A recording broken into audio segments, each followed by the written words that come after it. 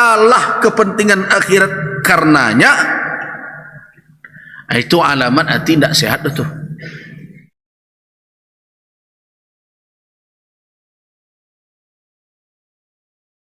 Jadi berhati-hati. Nah, di dalam kehidupan kita situasi seperti itu sering berjumpa. Ketika tarik menarik dua kepentingan tersebut. Nah, disitulah kita tahu tingkat kesehatan kalbu kita. Ini tidak perlu masuk ke ruang ronsen untuk itu dah tu. Ketika dua kepentingan ini tarik menarik, dunia menyeru, akhirat memanggil. Kira-kira yang menang mana, yang kalah mana?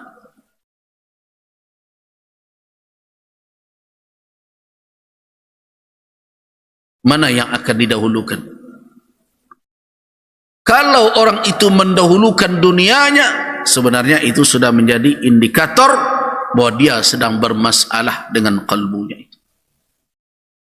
Tapi kalau dia bisa mengalahkan kepentingan dunia yang tidak bisa dia gabung dengan akhiratnya, berarti ketika itu himmahnya, perhatiannya, kecenderungan kalbunya, prioritas di dalam hatinya adalah akhirat. Dan itu pertanda iman kokoh di dalam kalbunya. Itu tak alamat hati yang sehat. Nah, karena itu coba perhatikan doa yang sering dibaca Nabi sallallahu alaihi wasallam ketika berdiri dari majlis. Jarang Nabi melupakan doa ini, mendoakan untuk diri beliau dan para sahabat beliau.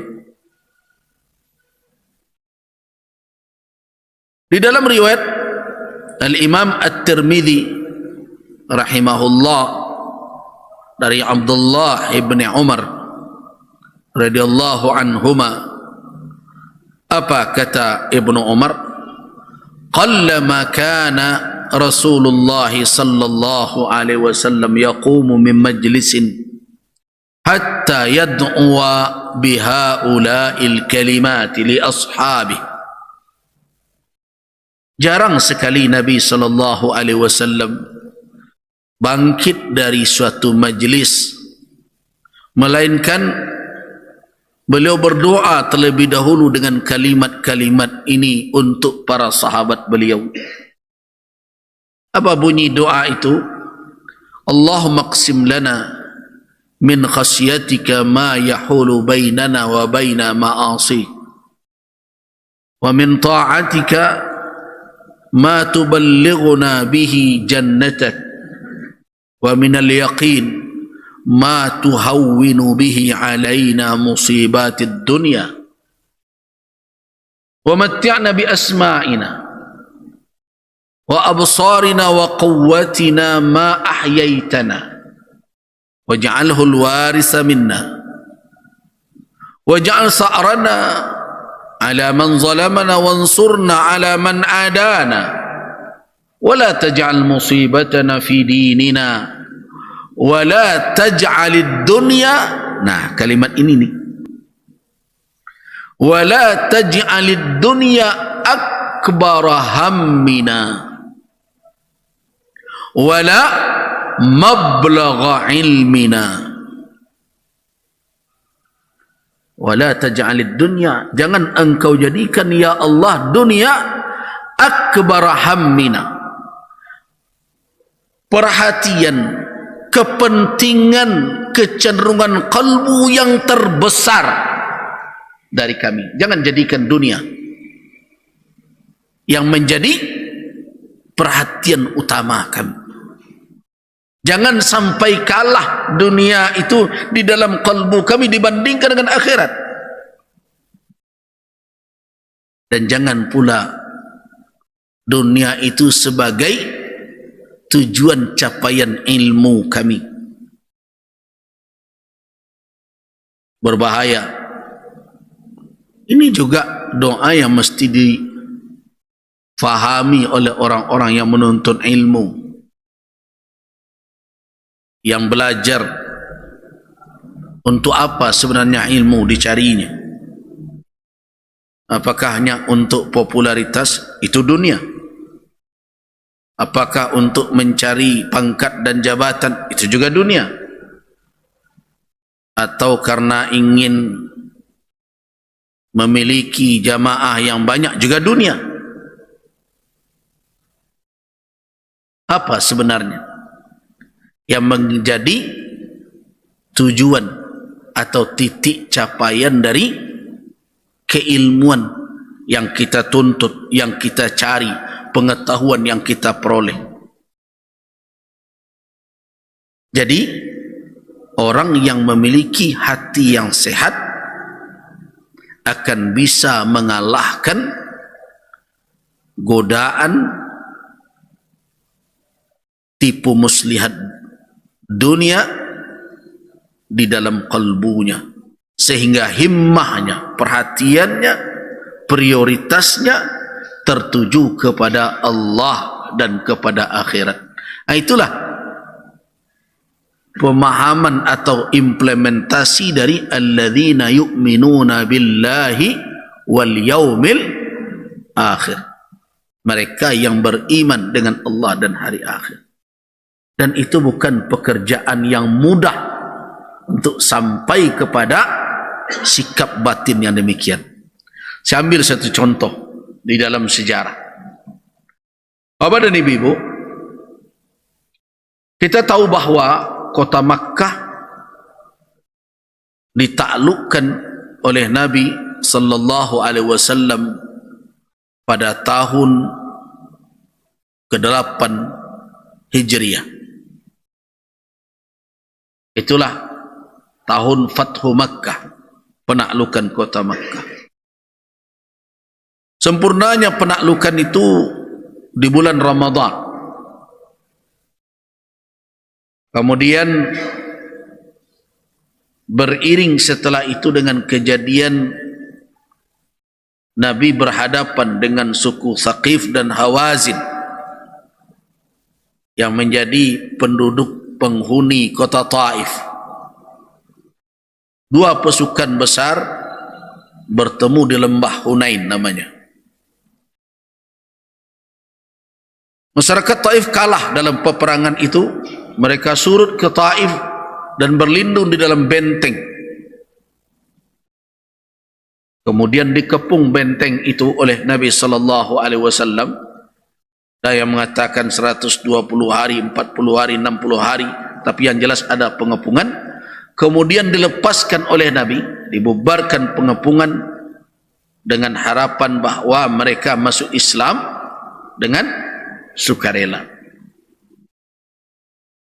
Kemudian setelah pembagian harta rampasan di Ja'ranah dan Nabi pergi umrah, kemudian beliau kembali dengan kaum muhajirin dan ansar ke Madinah.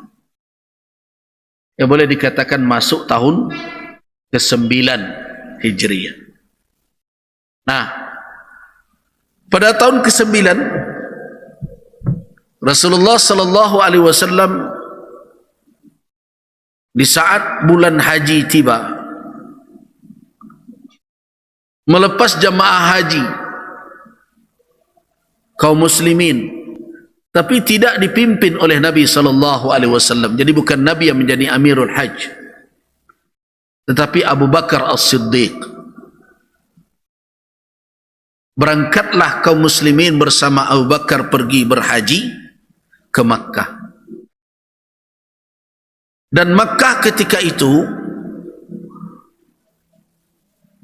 memang telah masuk ke dalam wilayah kekuasaan kaum muslimin, tetapi Islam tidak bisa dipaksakan kepada mereka karena la ikraha fid din. Dan begitu pula di samping penduduk Makkah, ada pula orang-orang yang datang masuk ke Makkah melakukan perdagangan dan berbagai macam, yang mereka itu bukanlah orang-orang Islam. Dan kita tahu Makkah mengandalkan perdagangan sebagai mata pencaharian penduduknya. Pada tahun ke-9 itu turunlah firman Allah Subhanahu wa taala ayat 28 ya, 28 dari surat At-Taubah. Perhatikan. Ketika itu Abu Bakar sedang berada di Makkah melaksanakan ibadah haji. Ayat ini turun kepada Nabi di Madinah.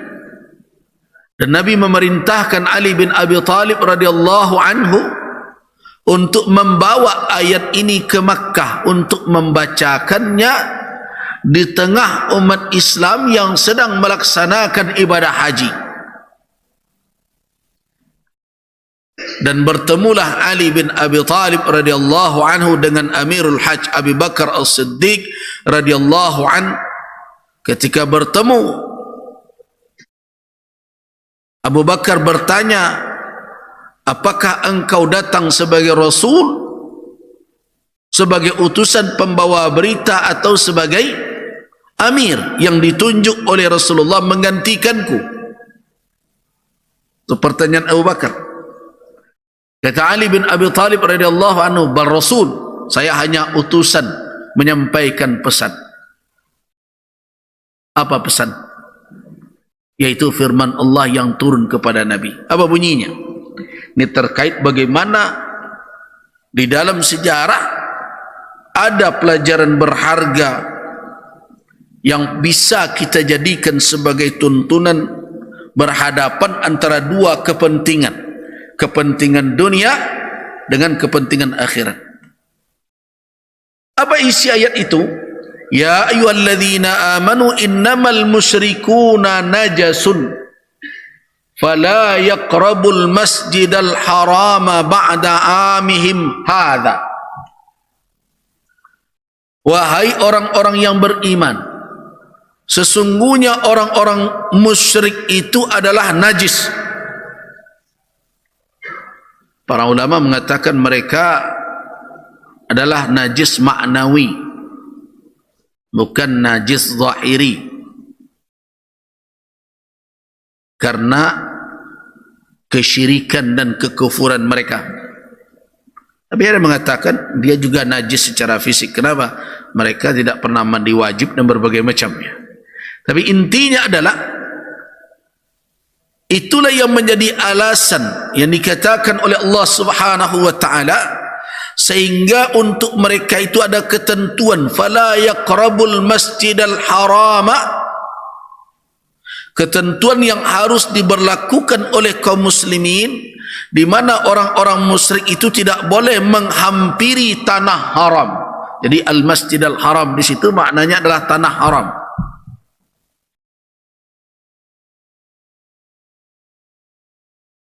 Mereka tidak boleh lagi menghampiri tanah haram setelah tahun mereka ini. Jadi setelah tahun 9 itu tidak boleh lagi non-muslim masuk ke dalam tanah haram. Nah, sekarang mari kita lihat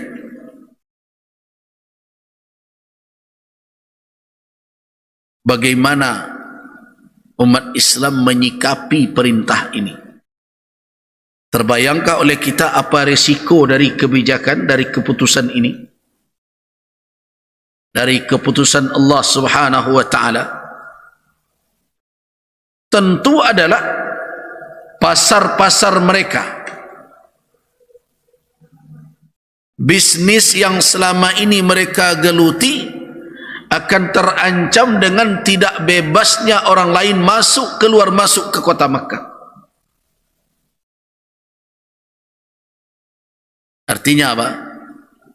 Orang-orang Makkah akan kehilangan dunia mereka. Dan ingat, kalau dihitung umur keislaman mereka berapa baru? 1 tahun. Ini yang membuat kita malu. Kita terus bicara orang jahiliyah terus. Tapi kalau orang kita pelajari sejarah, orang jahiliyah itu selagi sekali masuk Islam, Mereka pikul perjuangan yang berat.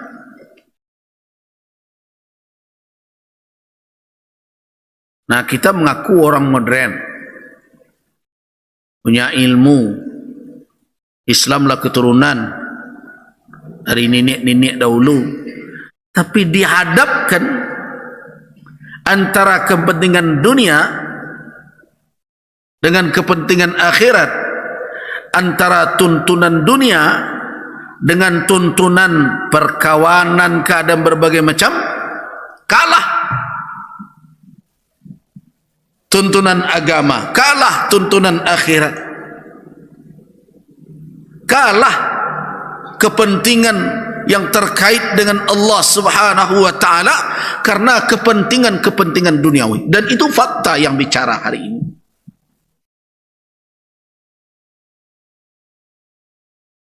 Kalau hari ini kita mengkaji tentang sejarah umat Islam, generasi awal yang terus kita label bahwa orang-orang yang tidak menerima Islam itu semulanya berada dalam kejahiliahan, sebenarnya dari sisi itu bisa jadi orang yang telah mengaku Islam hari ini ada yang berperilaku lebih parah daripada penyakit orang jahiliyah tersebut. Baru 1 tahun masuk Islam dapat ujian berat.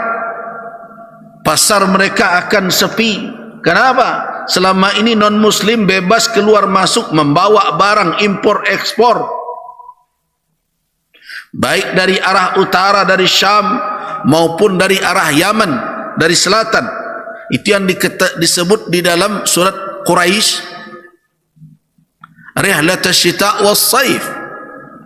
Nah, dengan aturan ini apa yang terjadi? Sudah terbayang saja prediksi ekonomi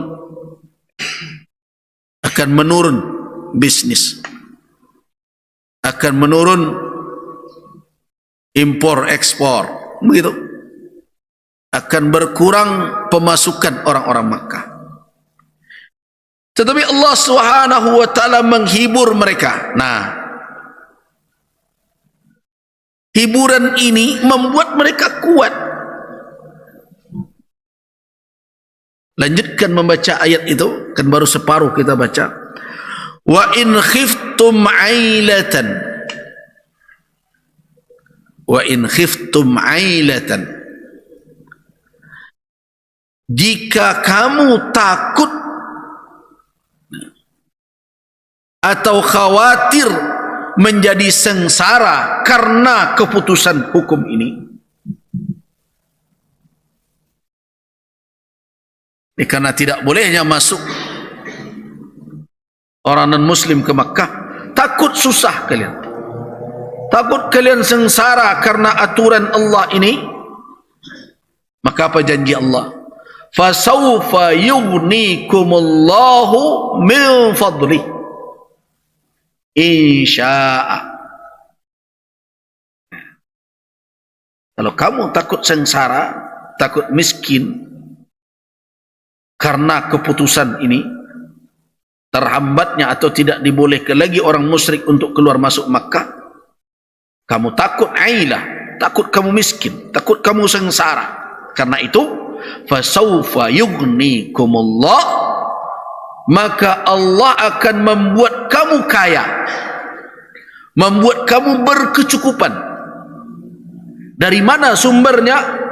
Min fadlihi, dari karunia-Nya, bukan dari orang-orang itu, jika Allah mengkehendakinya. Innallaha alimun hakim, sesungguhnya Allah maha mengetahui lagi maha bijaksana. Nah, sekarang dengan apa orang-orang Makkah yang baru beriman 1 tahun itu bisa menenangkan batin mereka? Tentu dengan hati mereka yang berisi keimanan, yang yakin bahwa Allah tidak akan mengingkari janji. Artinya apa? mereka dahulukan perintah Allah, mereka utamakan ketentuan Allah, mereka jalankan keputusan Allah, hukum yang diletakkan oleh Allah yang telah disampaikan kepada Rasulnya.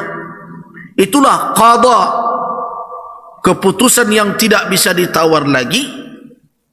Dan mereka meyakini dengan hati mereka bahwa Allah akan memenuhi janjinya itu. Nah, itu hati sehat.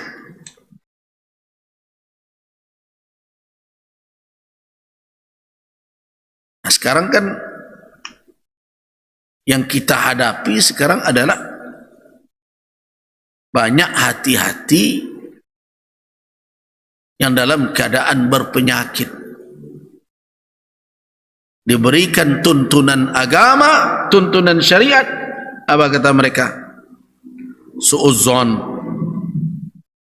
Apa kata mereka? Beragama terlalu radikal. Nah, itulah alamat bahwa hati sedang dalam keadaan tidak sehat. Bapak dan ibu jemaah rahimakumullah, kita lanjutkan alamat berikutnya. Min alamati sihhatil qalbi al-ihtimam bi tashihil aqwali wal a'mali wan niyyati 'ala al-ikhlas. Di orang yang sehat hatinya akan senantiasa bekerja, berusaha untuk memperbaiki perkataannya, perbuatannya dan niatnya agar semakin meningkat kualitas keikhlasannya. Itu orang yang hatinya sehat. Dia akan terus memeriksa, jangan sampai ria bersarang di dalam kalbunya. Karena itu setiap perkataan, setiap perbuatan akan terus dia periksa dan dia jaga, dia perbaiki kualitasnya. Jangan sampai rusak keikhlasan. Itu adalah alamat hati yang sehat.